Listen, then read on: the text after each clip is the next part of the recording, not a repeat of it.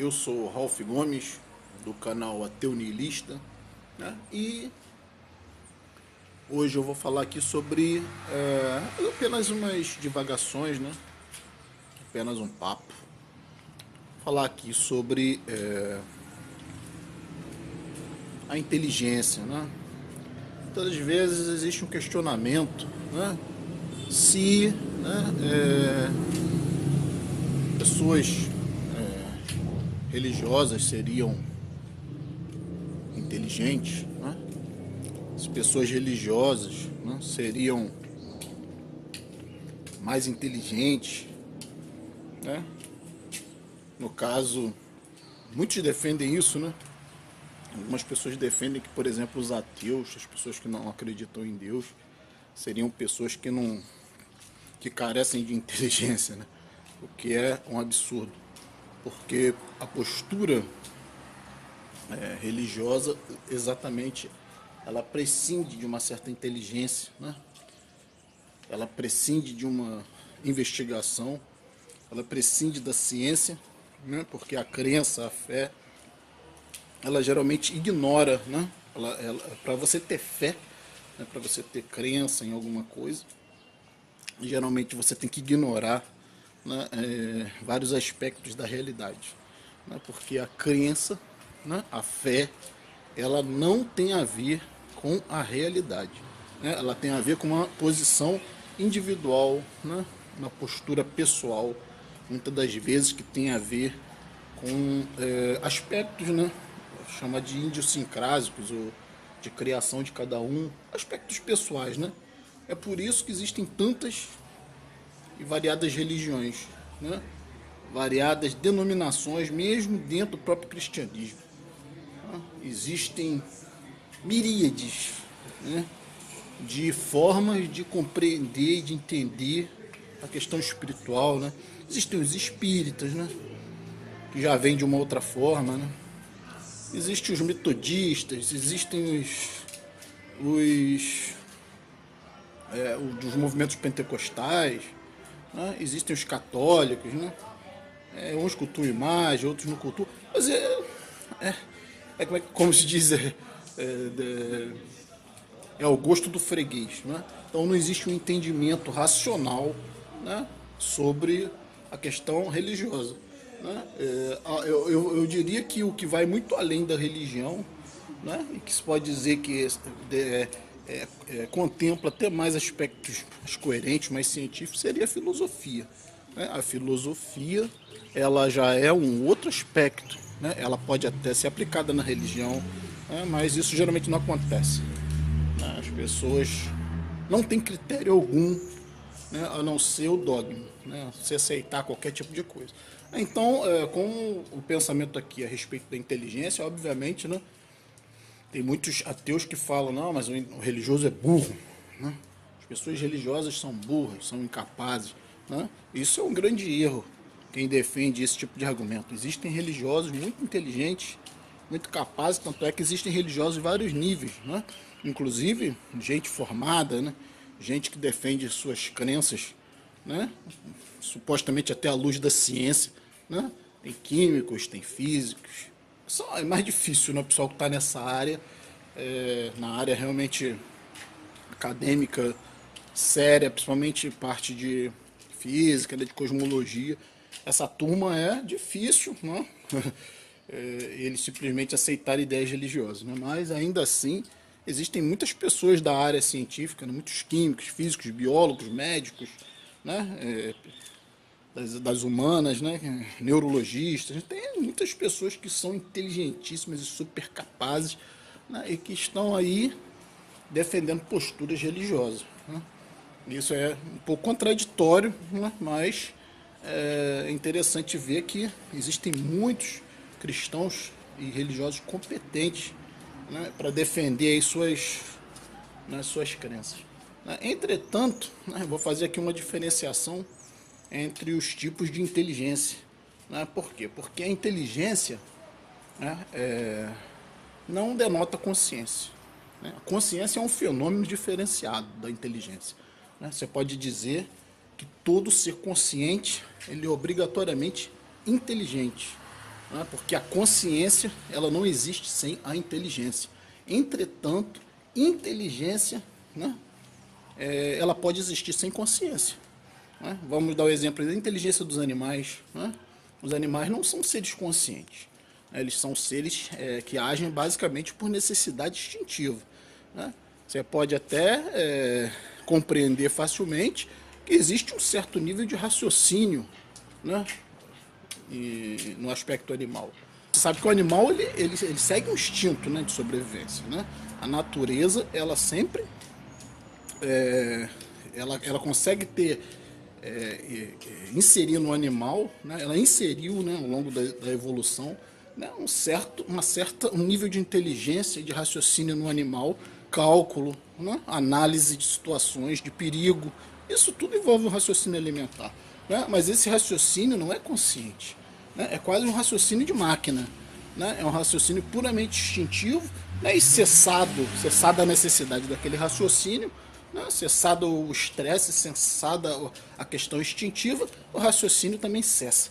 Né? É simplesmente momentâneo. Por isso os animais são chamados de animais irracionais. Né? Porque na maioria das vezes eles não usam esse raciocínio de forma regular, né? De forma recorrente. Né? O animal usa o raciocínio elementar apenas para questões de sobrevivência. Por isso são catalogados como irracionais. Mas isso não quer dizer que não raciocinem em determinados níveis. Né?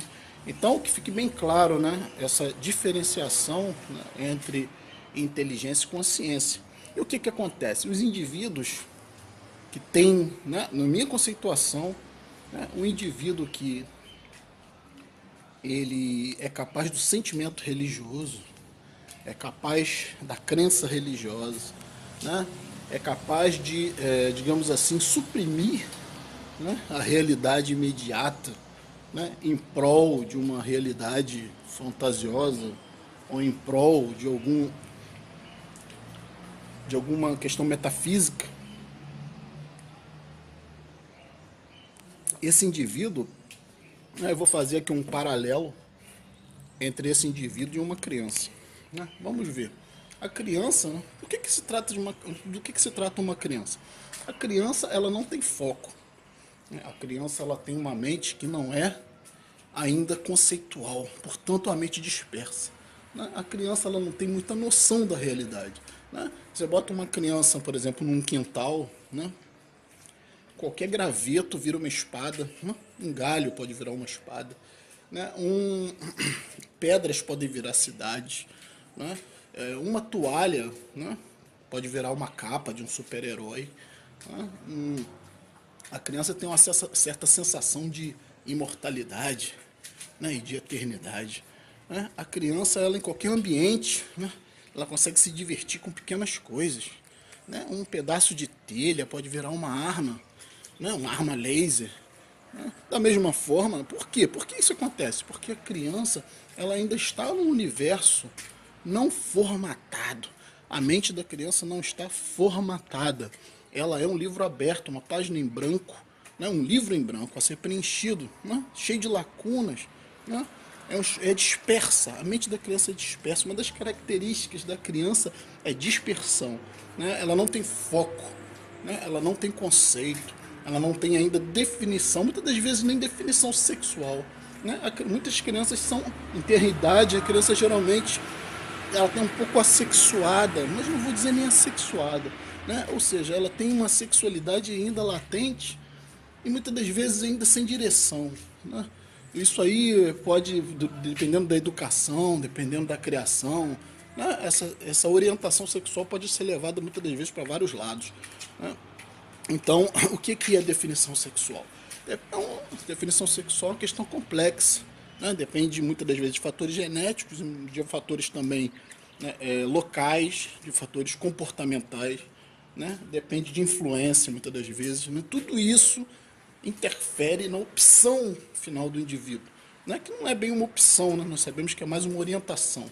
Então, nessa questão sexual que eu estou tocando, né, você vai poder compreender que, né, uma criança ainda não tem muito bem essa definição, apesar de que ela já tem um pouco essa definição genética. Né? macho e a fêmea geralmente já tem um comportamento meio predeterminado geneticamente, mas como também o gênero masculino e feminino tem a ver com uma posição, com uma postura, né? Muitas das vezes, e isso muitas das vezes nem tem a ver tanto com sexo, né? Porque eu estou falando aqui em gênero, né? Existem homens que são heterossexuais de cabeça, são sem atitude, são totalmente femininos, totalmente submissos, né? E existem mulheres que, apesar de serem heterossexuais, às vezes têm uma mente mais masculina do que muitos homens, né? Tem atitude, tem vontade, controlam suas próprias vidas, e nem por isso são homossexuais, são mulheres com sexualidade heterossexual, mas com um pensamento masculino. Então isso aí varia muito, mas só quero aqui mostrar que a criança ela está ainda, né? Ela não está ainda formatada.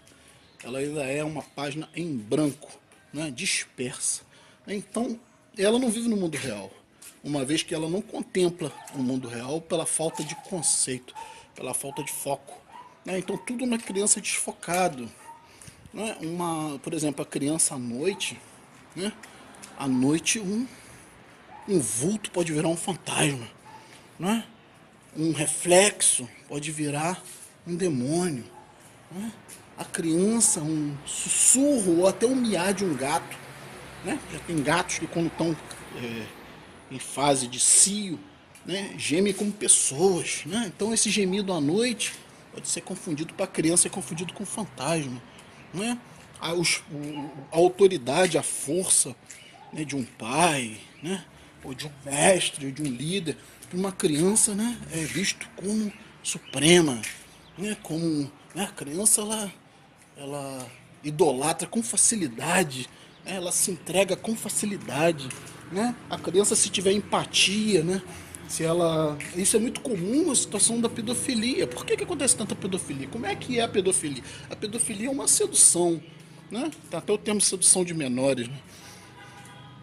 Justamente por quê? Porque a criança ela tem essa facilidade de se entregar, né, a algo que parece, né, agradável, a alguém que parece confiável, né, alguém que parece ter uma autoridade e ao mesmo tempo parece entender a criança. Então a criança ela busca isso, ela é carente, não, ela busca sempre ela tem sempre essa necessidade, né, de ser cuidada, de ser, né, protegida, né? Ela não tem formato, ela ainda não tem consciência, né? Então o que acontece? Essa criança fica sujeita a vários tipos de violência e abuso, né? Por causa da ilusão. Então vamos dizer que o processo de amadurecimento significa exatamente você abandonar as coisas de criança, uma vez que você cria conceitos a respeito da realidade. Uma vez que esses conceitos seus estão em fase com a realidade, você pode ser considerado não mais uma criança, né? Você pode ser definido como um adulto, né? Alguém que abandonou as questões infantis. Só que o religioso é exatamente essa pessoa que não tem essa capacidade, né? Porque isso denota consciência. Quando você amadurece, quando você não se comporta, não pensa, não raciocina mais como uma criança, né? Quando um simples graveto não é mais uma espada, né? Como um pedaço de telha não pode ser mais visto como uma arma, né? Uma arma laser, né? Quando a escuridão, a noite, os barulhos não podem mais ser interpretados como coisas sobrenaturais, né? Quando, por exemplo, né, alguém que escapa de um acidente, né, por pura sorte, né, não pode mais ser visto como milagre, né, ou como obra de Deus, né? Tudo isso denota consciência, né? Então, consciência eu vou definir aqui como exatamente você abandonar o aspecto disperso, né, o aspecto fantasioso, o aspecto infantil, né? E o que acontece com o religioso, né? Tem religiosos muito inteligentes. Ora, mas inteligência eu posso até utilizar para defender. Não, por exemplo, um advogado de defesa, muitas das vezes ele usa de artimanhas de inteligência, né, para defender criminosos. É o papel dele, né? É bem capaz de um advogado muito bom, muito inteligente, né, bom de retórica, né, capaz de convencer um júri a inocentar um criminoso terrível por falta de provas, ou por provas mal elaboradas, ou por um processo judicial mal elaborado, né, com falhas, né, e daí esse indivíduo que matou, que estuprou, né, ele sai ileso, ele sai totalmente livre e inocente, simplesmente por causa da inteligência, né, da retórica, da capacidade de defesa de um argumento. Né? Isso significa consciência? Com certeza não. Isso significa inteligência. Né? Inteligência desprovida de consciência. Porque um advogado de defesa, né, que é capaz de inocentar, né, um bandido, né, apesar dele ser inteligente, ele não é consciente. Né? Da mesma forma é o argumento religioso. Né? Pode-se dizer que a maioria dos religiosos, tem religiosos muito inteligentes, né, muito qualificados, né, que não tem a menor consciência, agem como crianças.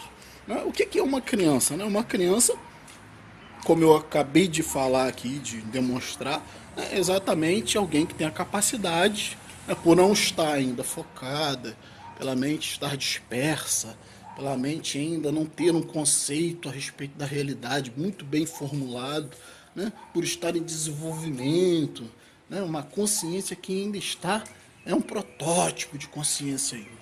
Né, então tudo é visto, né, não de forma objetiva, mas de forma subjetiva. A palavra para a criança é inconsciência.